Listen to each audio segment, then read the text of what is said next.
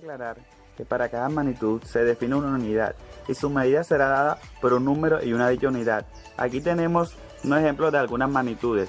Por ejemplo, la magnitud de longitud, su símbolo es X y su unidad es metro. Tenemos otra de tiempo, la magnitud de tiempo, su símbolo es T y la unidad es segundos.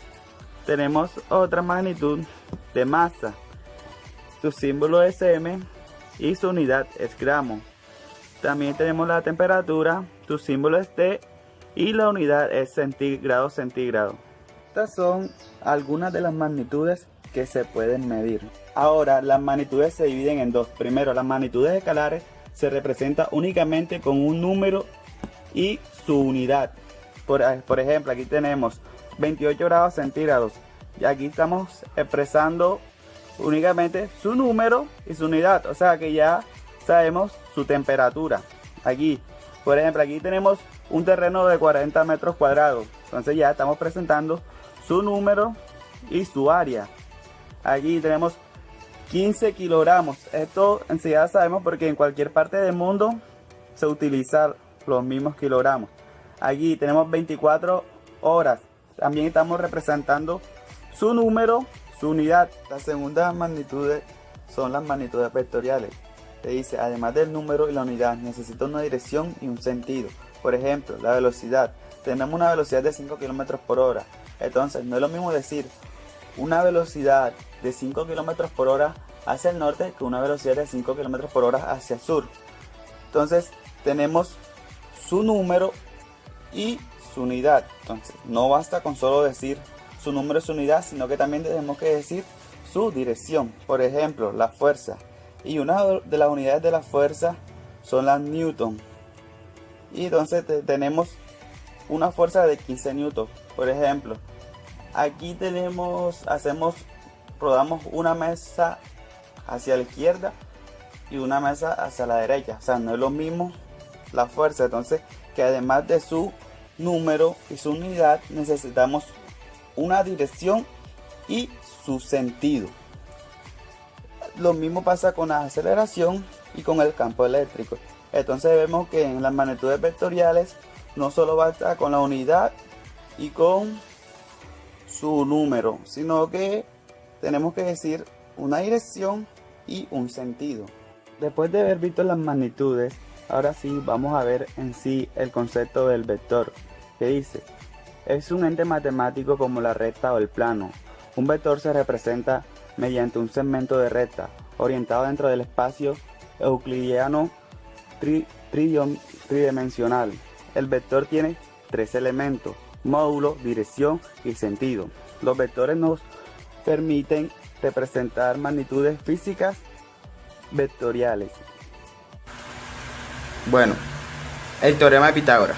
El teorema de Pitágoras nos dice que dado un triángulo rectángulo de catetos AB e hipotenusa H, que es el lado opuesto al ángulo recto, que es aquel ángulo que mide 90 grados.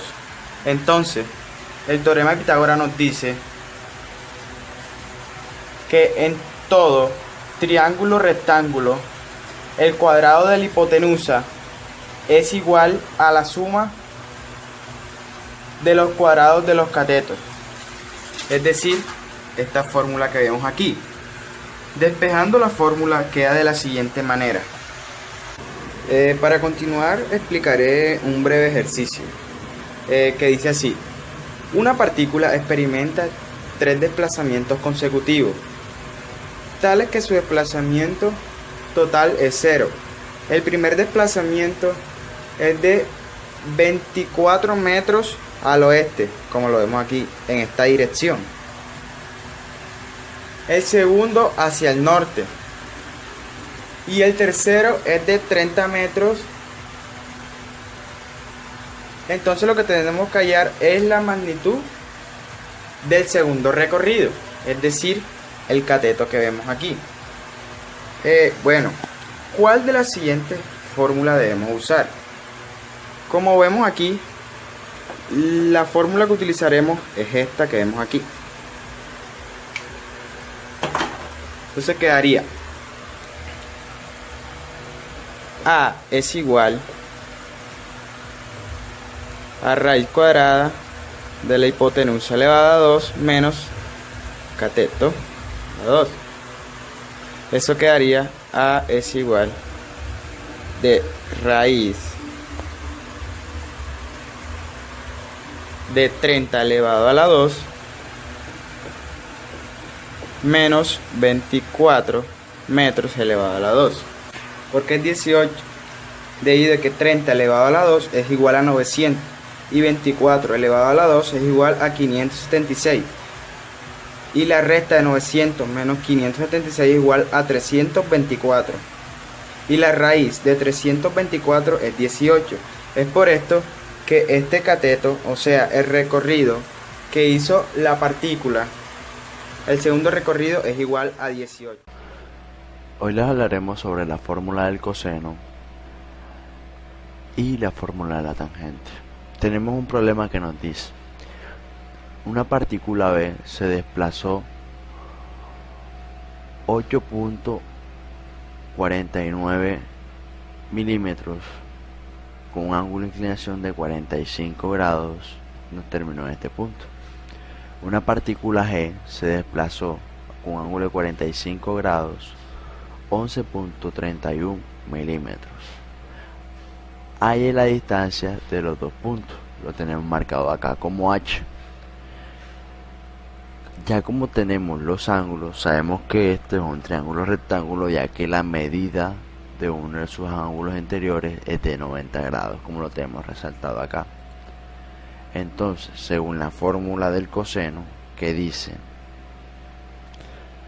que R es igual a raíz cuadrada del segmento F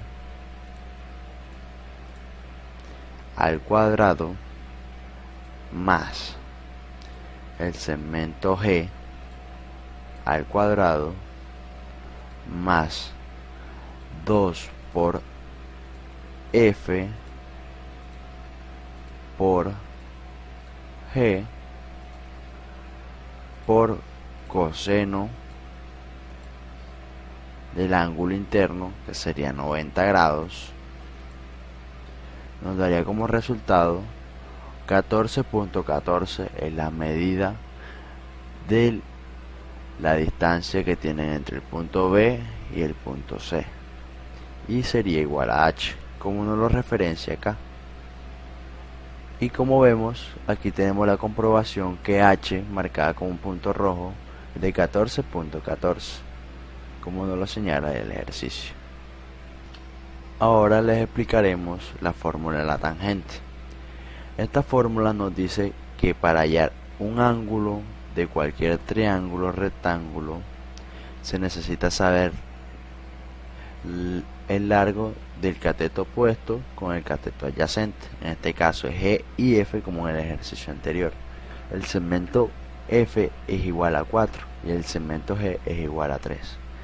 Entonces, según la fórmula nos dice, de la fórmula de la tangente, nos dice que tangente a la menos 1 entre cateto opuesto, que sería G, para hallar el ángulo.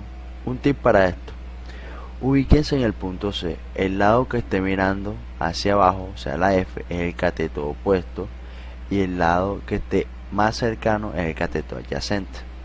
Entonces nos dice, para hallar el ángulo del punto C, el cateto opuesto, o sea F, entre el cateto adyacente, que sería G. Esto nos da por respuesta 53.13 grados, es el ángulo de inclinación que tiene esto acá. Entonces, para comprobarlo, lo veremos. 53.13, como lo ven acá. Se los pondré un poco más grande para que puedan ver su tamaño.